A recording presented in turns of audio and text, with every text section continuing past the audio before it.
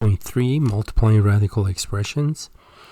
We have a product rule. That's all we have in this section, is just the product rule for radicals, as I have displayed them here from your book.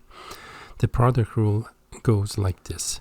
If you multiply the nth root of a times the nth root of b, provided the indices, see the index n here, as long as these two indices are the same, we are allowed to multiply the radicands, a times b, and write it under one radical symbol. And that's all the product rule is. Down below it, you can actually use the product rule. You notice up here, we go from left to right. Down here, we go from right to left. So if you have the nth root of a product, the radicand is in factored form, in other words, then it is okay to break it up into product of two radicals. Now, for this to happen, both of these, nth root of a, nth root of b, must be real. If they're not real, we are not allowed to do this. Okay, they both must be real. So let's take a look at some exercises here in this section. In our first example, we're going to look at exercise number 8. Both of these have the same index, right? They're both square roots. Remember, for square roots, the index is 2, but we don't write them. So the answer is going to be square root of 6 times 5. That would be 30. And that's it. That's what the product rule called for. In number 12, we're doing 4th root of 4 times 4th root of 10. Because they're both 4th roots, we can actually write one radical expression, 4th root, and 4 times 10 would be 40. And there is the result of that one. Okay. Let's take a look at, for example, another one. Let's take a look at number 24. In number 24, we're doing square root of 7p divided by 6 times square root of 5 divided by q. So we're multiplying two square roots again. We're going to choose the one square root and simply multiply 7 times 5. We get 35p divided, multiply 6 times q, we get 6q. And that is all in this one. So notice it's really straightforward. There's nothing to, no tricks or anything like that in this, at least early on anyway. Now, let's take a look at exercise number 28. In exercise number 28, this time we are given a square root of 300, and the question asks us that to simplify this, and we're going to assume that all variables are positive. Okay, of course there is no variable in number 28, but as they appear, we assume all the variables are positive. And basically what that means is that there is no need for absolute value for even indices if we take the roots of even indices. So in number 28, how do we simplify this? Well, to simplify means to take out all the perfect square numbers. Let me just review something here with you. 0, 1, 2, 3, 4, 5, and so on, right? These are the set of whole numbers. If we square each of these, square of 0 is 0, square of 1 is 1, 2 squared, 3 squared, 4, 5 squared, and so on. Now all of these numbers are called perfect square. Now there are perfect quote-unquote square here because, for example, number 16 can be thought of as a square that is of side 4 by 4. That's how you get 16 here. Okay, so in that sense, these are all perfect squares. Now, when we say to simplify radical expressions, essentially that means take out, in the case of a square root, take out all the perfect squares, whether on the numbers or on the variable sides. If it's cube root, take out all the perfect cubes. If it's fourth root, take out all the perfect fourth powers, and so on. Okay, so in number 28, square root of 300, we can actually break it into product of, show you something here. let's say I'm going to go 25 times. Let's see, 25 times is that. 25 times 12 is 300. True? Now, square root of 25 is 5. And then we have a square root of 12. Okay. Now, square root of 12 is not simplified because we can write 12 as product of a perfect square. 4 in this case. Let me erase it and use a color. There you go. 4 times 3. And square root of 4, of course, is going to be 2, right? So it's going to be 5 times 2 and then times the square root of 3. So this is going to be 10 root 3. And that is a simplified version. Now, I could have done this a little faster with not as many steps had I seen a bigger perfect square factor in number 300. So let's redo this one. And here's what I mean. Instead of 25, see right here, instead of 25 times 12, let's actually write it as product of 100 times 3. 100 is bigger than 25, and it too is a perfect square. Now, square root of 100 is, of course, 10, right? So that's going to be 10, and then we have square root of 3 remaining. And if you note, we got there in one step. So, preferably, you want the largest perfect square factor when you simplify these radicals. That will just result in fewer steps. Fewer steps are better in our work, right? Less room for error. So that was number 28. Let's take a look at number 32. In number 32, we have square root of 75 y to the 5th. Now, here's where we have actually our first variable. It's not just a number. So, let's take a look at 75 again. 75, I'm thinking of two numbers whose product is 75. Okay, now one of them must be perfect square. In this case, if I go product of 25 times 3, right, that would be 75. And y to the 5th, I can think of y to the 5th as y squared times y squared times y, correct? Y to the 5th means 5 y's. So here I've actually written it in different form, an alternative form of y to the 5th. The idea is to write it with as many perfect squares as possible. Now, square root of 25 is 5. And for each of these y's, the first one is y, second one is y. And then we carry everything. Oh, let me use actually a different color. We're going to carry over the remaining factors, which is 3 and y. And there you have it. Okay, let's remove that away. We're going to look at that later. Okay, so the final answer for this one, all said and done, is 5y squared times square root of 3y. There you go. Okay, let's take a look at number 38, for instance. In number 38, we have the cube root of 27 a b to the 6th power. Now, notice the index is 3, correct? Here, the index is 3, so we're looking for or seeking perfect cube factors. Well, 27 is perfect cube, 3 by 3 by 3. So that I can take the cube root of. The a is going to remain. There's not enough a's to bring it out. Remember, with perfect cubes, we need 3 repeated factor to bring the factor out.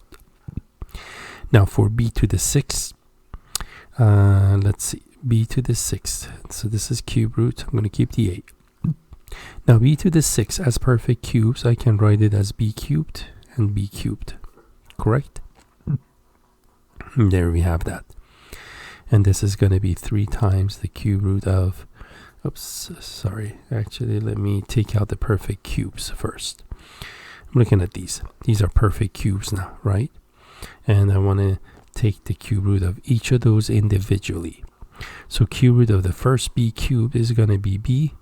The second b cubed also b. And what remains now is the cube root of a. And that's it. Both b's are taken out. The final answer is going to be 3b squared and then cube root of a. And there we have it, number 38. Okay. Let's take a look at number, actually, okay. What I want to do is actually, let me bring this thing up. Okay. This is part of an example in your book in this section, near the end of the section. So I just want to go over this with you and then show you an alternative way of doing this, which helps us in the remainder of these exercises. So the original problem here, and the original problem is actually this one right in here. We want to take the fourth root of 162x to the 6. So I like this example because they really detail how conceptually we think about fourth roots. So 162, this number 162 is product of 2 times, let's see, 162 is 2 times 81, right? Now here's the form of 81. 81 is 3 to the 4th power, right? Now because the index is 4, we're looking for repeated factors. Any factor that can be repeated 4 times. Okay, so there you go. 3 by 3 by 3 by 3.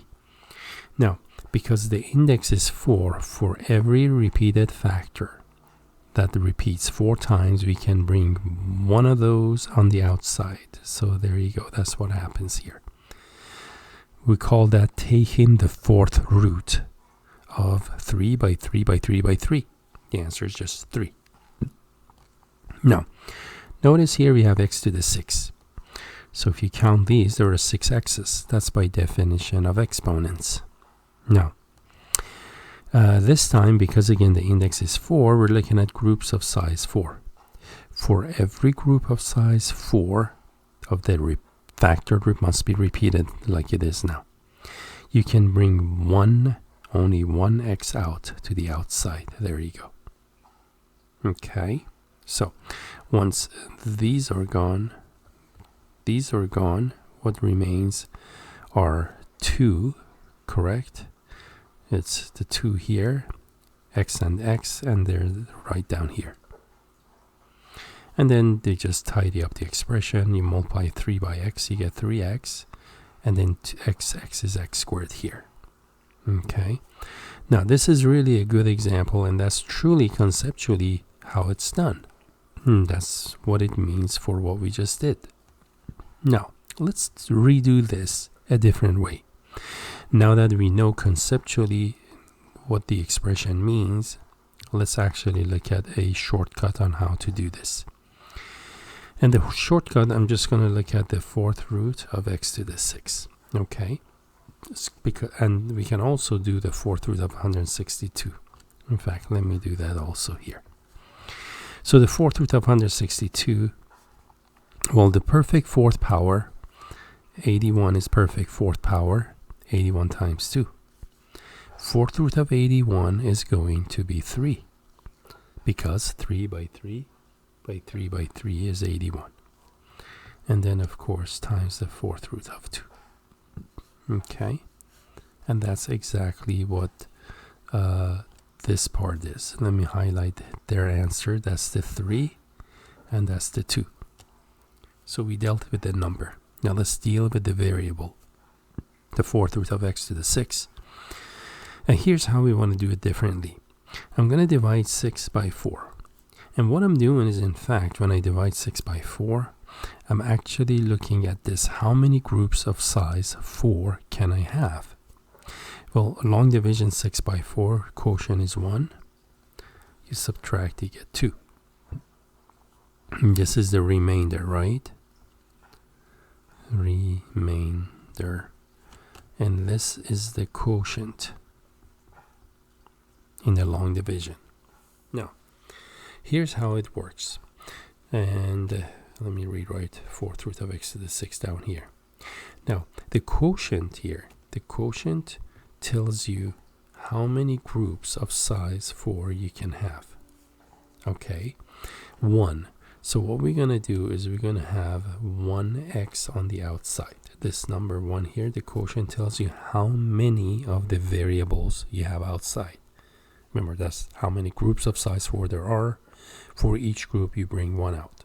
So 1x out in this case times. And then the remainder tells you how many x's, in this case, the variable x, how many x's remain under the radical. 2 in this case. And there we have it. So we just simplified the 4th root of x to the 6. The answer is going to be x times the 4th root of x squared. Now if I put both of these together, then I get simplification of what they've done. That will be the answer to this example. So let's put it together.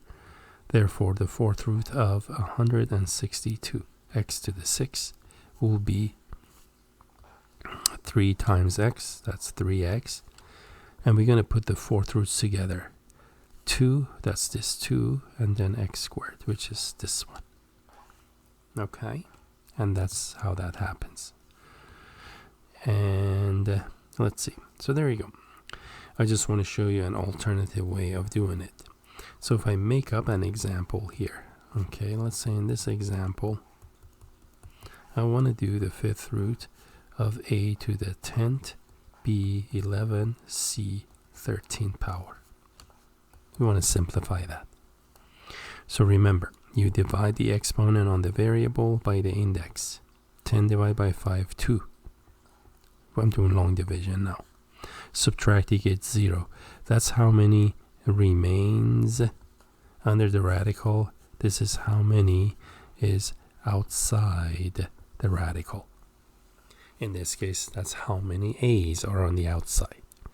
So 2 a's on the outside and 0a remains inside. That's inside. So you have outside, inside. Now let's do b to the 11th. You're going to do long division of 11 by 5. 2 times 5 is 10. You subtract, you get 1. So that means you have 2 on the outside, 1 on the inside. So that means I get b squared. Here's 5th root and 1b inside. Let's do c. Long division of 13 by 5. That's 2 times 5, 10. Subtract, remainder 3. Again, this is on the outside, and that's how many here are inside.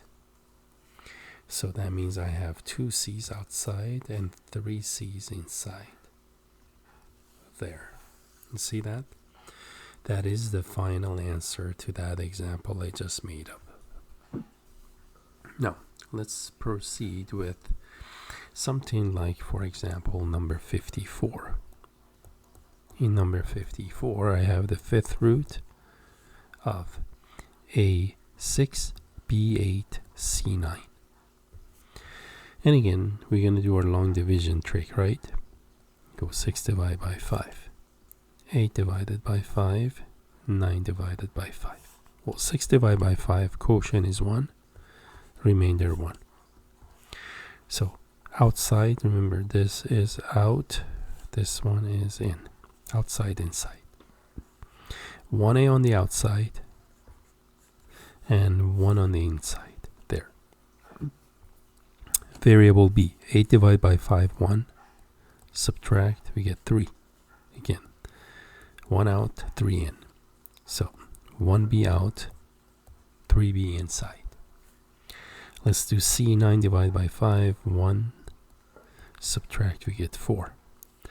1c out, 4c's inside.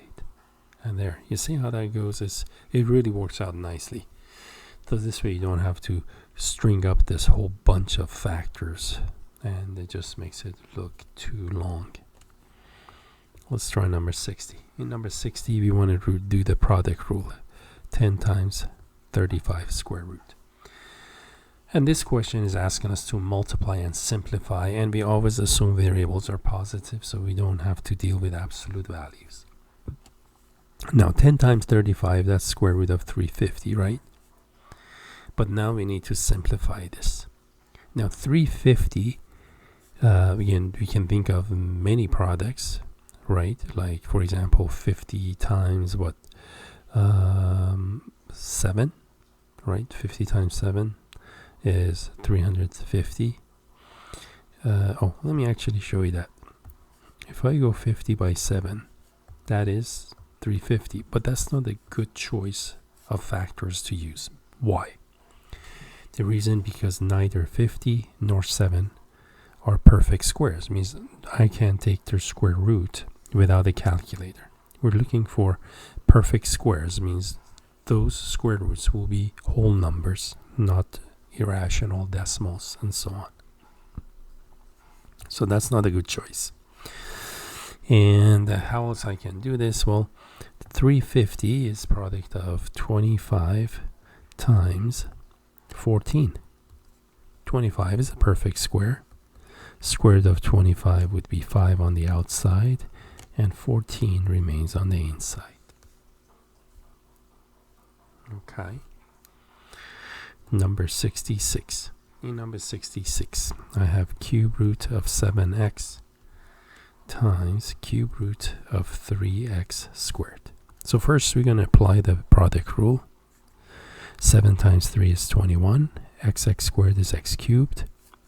Now, x cubed is perfect cube, and you can do long division. So you get 1x on the outside, cube root of 21 inside. And 21 is not perfect cube, and as you can see, its factors are not perfect cube, so there's nothing really we can do with that one. So we're pretty much done with this. Okay, let's take a look at numbers. I don't know, 73. In number 73, I have the fourth root of 20, a cubed, b seventh, times another fourth root of 4, a squared, and b fifth. So first we're going to multiply them, right? 20 times 4 is 80. And then we do a cubed, a squared, that's a fifth. Then b seventh, b 5, that's b 12. Correct? Now let's actually do this. Now the fourth root of 80, let's see, 80 is product of 5 times 16, isn't it? Yeah. That's going to be fourth root of 16 times 5. Now, again, 16 is perfect fourth power because 2 by 2 by 2 by 2 is 16. So that's just going to be 2 on the outside, and the fourth root of 5 we keep inside. Okay. Now, for the variables, remember we do long division. Exponent on a is 5 divided by 4. Quotient is 1. Subtract remainder 1. Remember the top one is how many you have outside. The bottom one, how many you have inside. All right. And let's see.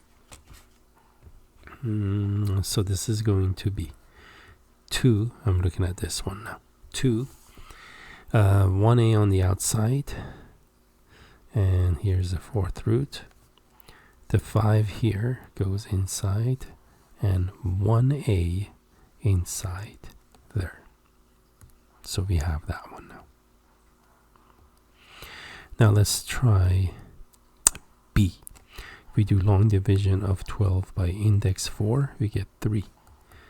No remainder means there are no b's inside the radical. All 3 b's are on the outside. And that's it. This is the answer to number 73.